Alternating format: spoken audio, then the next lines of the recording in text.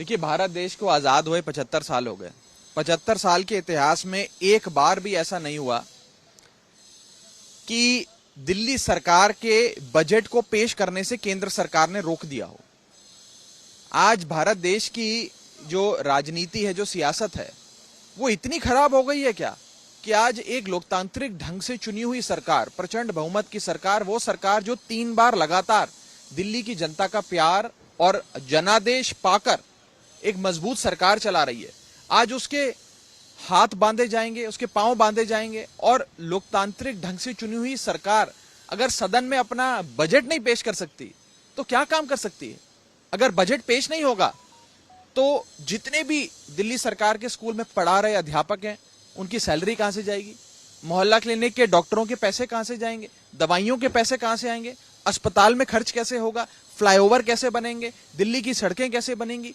तमाम चीजों को केंद्र में बैठी भाजपा सरकार रोकना चाहती। चुनाव जब होते हैं तो आप राजनीति करिए, चुनाव लड़िए, लेकिन चुनाव जब समाप्त हो गए, जनता का एक जनादेश आ गया, उसके बाद जो सरकार चुनकर आई है उसे काम करने का मौका दिया जाना चाहिए। हर चीज में हस्तक्षेप करना ये ठीक नहीं है, और आज तो अति हो गई है। अब मुझे लगता है इनके पाप का घड़ा इतना भर गया है और पानी नाक के ऊपर निकल गया है कि इन्होंने एक सरकार का फाइनेंस बिल जो होता है, बजट होता है, उस पर रोक लगा दी कि वो बजट ना पास हो पाए। न जाने कौन सी गंदी राजनीति का एक उदाहरण देश में भारतीय जनता पार्टी की सरकार जनता के सामने प्रस्तुत कर रही है। और ये बदला मुझे लगता है ये लोग अरविंद केजरीवाल, आम आदमी पार्टी या हम आम आदमी पार्टी के लोगों से नहीं ले रहे हैं। ये भाजपा ये बदला दिल्ली के लोगों से ले रहे हैं कि क्योंकि दिल्ली के लोगों ने लगातार भारतीय जनता पार्टी को हराया। पिछले 25 साल से भारतीय जनता पार्टी दिल्ली में जब जब चुनाव लड़ी, सारे चुनाव हारी। 25 साल से बीजेपी की सरकार दिल्ली में नहीं बन पाई है। इसी का बदला शायद आज बीजेपी दिल्ली के लोगों से ले रही है कि अपनी सरकार, दिल्ली के लोगों की अपनी प्यारी सरकार बजट ना ला पाए। और ये इतिहास में शायद पहली बार हुआ है कि किसी सरकार को केंद्र सरकार ने बजट लाने से ही रोक दिया हो। अमृतपाल की अब तक गिरफ्तारी नहीं हुई है और दूसरी तरफ पंजाब पुलिस का एक इसमें आईएसआई का भी एंगल उनको नजर आ रहा है। अभी कुछ ही देर में माननीय मुख्यमंत्री पंजाब एक अपना मैसेज जारी करेंगे, पत्रकारों से रूबरू होंगे और इस पूरे मसले पे विस्तार से आपको बताएंगे। और प्रधानमंत्री की सुरक्षा को लेकर जो ब्रीच हुआ था उसको लेकर कार्रवाई करने जा रही है पंजाब पुलिस। देखिए, आम आदमी पार्टी की सरकारें दिल्ली में हो या पंजाब में हो, वो बिना किसी राग द्वेष के काम करती हैं। We function and we work without any fear और फेवर, विदाउट एनी अफेक्शन और इल विल। हमें किसी से कोई बैर नहीं है। हमारा ये सदैव से मानना रहा है कि चुनाव जब हो तो आप खूब जमकर लड़ाई लड़ें, चुनाव समाप्त हो जाए तो सरकारें अपना अपना काम करें, बल्कि सहयोग से काम करें एक दूसरे का।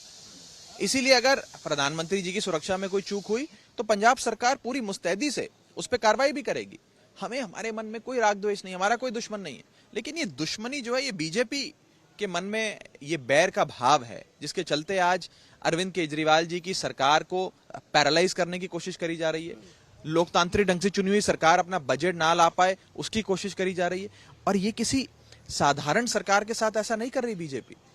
आजाद भारत के इतिहास में सबसे ज्यादा बहुमत की, सबसे ज्यादा जनादेश की सरकार 2 बार लगातार 2015 और 2020 में अरविंद केजरीवाल ने बनाई है।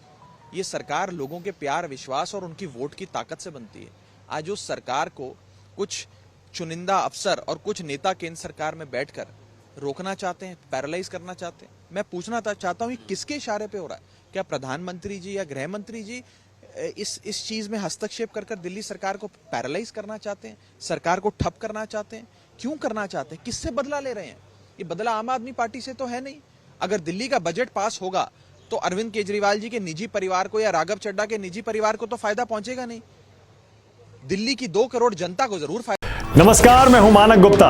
अगर आपको हमारा ये वीडियो पसंद आया हो तो इसे लाइक और शेयर जरूर करें, और हां, हमें सब्सक्राइब और फॉलो करना ना भूलें ताकि आप देश और दुनिया की कोई खबर मिस ना करें। तो जुड़े रहिए हमारे साथ और देखते रहिए न्यूज़ 24।